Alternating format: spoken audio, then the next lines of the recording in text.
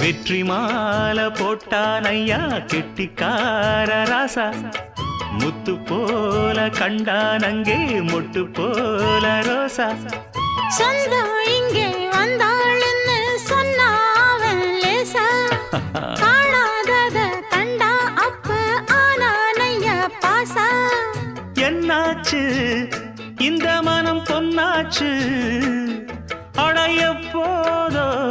ரெண்டு மட்டும் ஒன்னாச்சு கடவாயா மச்சானே யோகா இப்போ உண்டாச்சு அடுக்கு மல்லி எடுத்து வந்து தொடுத்து வச்ச மாலை